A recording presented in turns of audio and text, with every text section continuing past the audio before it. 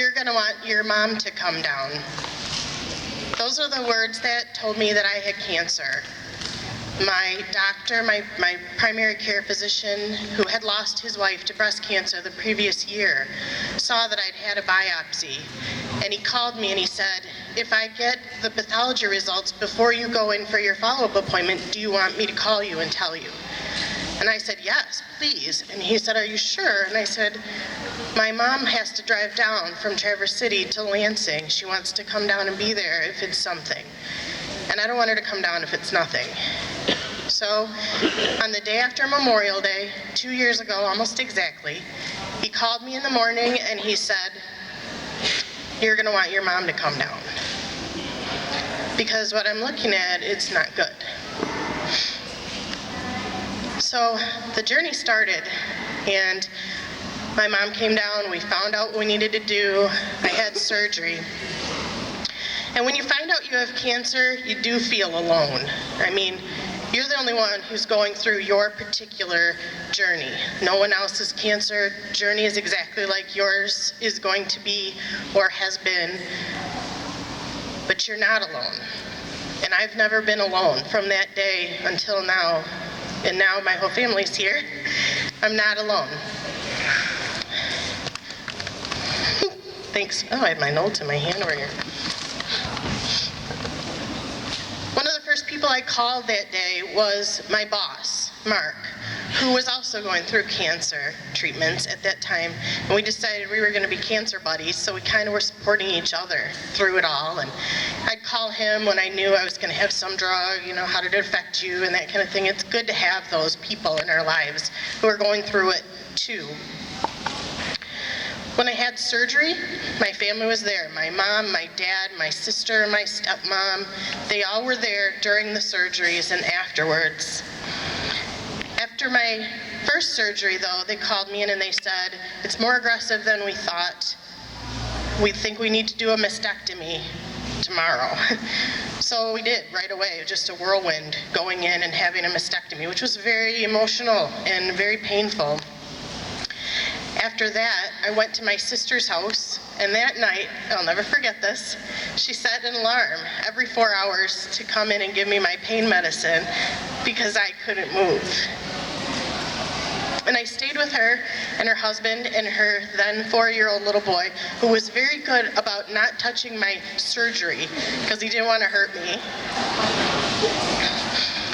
I moved back home here to Traverse, and I stayed with my mom during the first rounds of chemo, which were really tough. And she took care of me. She made sure I had food and water, and at that point, I didn't really care about those things. So if it weren't for my mom, I don't know where I'd be right now.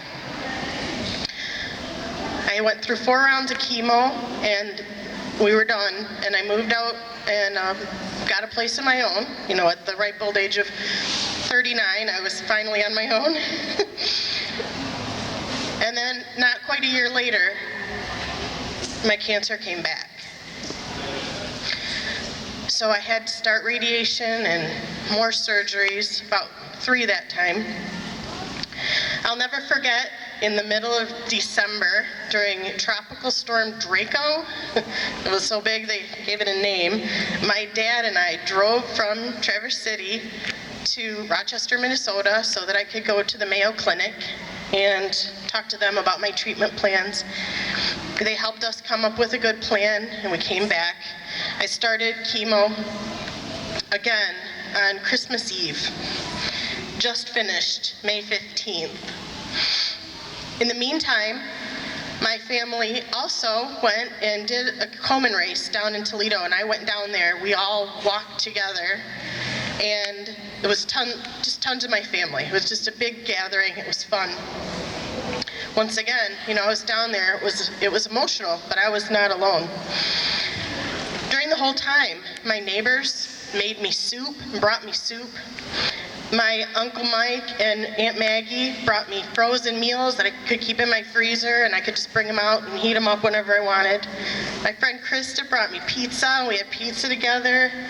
A friend from high school that I had, who found out about it on Facebook, she made me soup too. My dad and my stepmother, they brought me food, they brought me soup. There's a lot of soup in my freezer. But it's okay. Good soup, homemade soup. The people at my work, they stop me in the hall, they ask me how I'm feeling. There are people who have sent me cards. I've saved every one. These are all the cards that I've gotten. In the last 2 years, some people send me a card every week. Some cards in here are from people I don't know. Some of them are drawings from kids of my friends that they send me in the mail just to cheer me up. And you know what? Each one of these gave me strength. Every time someone stopped me in the hall and said, "Hey, I just want you to know I'm praying for you," I didn't just say, "Thanks, appreciate it." I said thank you, and then I just let it sink in. Somebody cares about me, and their prayers going up for me. People across the country are praying for me. They're praying for all of us, and it means something. And on those days when it was really hard and I was laying there feeling miserable, I would just sort of close my eyes and I would let myself feel that strength and that love that was coming to me from all over the country. It made a huge difference. Last February, Mark, my boss, who was my cancer buddy back in the beginning, he lost his fight with esophageal cancer. And I went to his funeral, and I still wasn't alone. I'm not alone now, because Mark's here too, I'm sure. Just like all of your loved ones are. Thank you all for being here. Thank you for lending your love and your prayers and your support. I just want you to know it means a lot. And those of you who are survivors, who have felt what I'm feeling, what I'm talking about, please thank those people. Make sure they know how much of a difference they've made for you.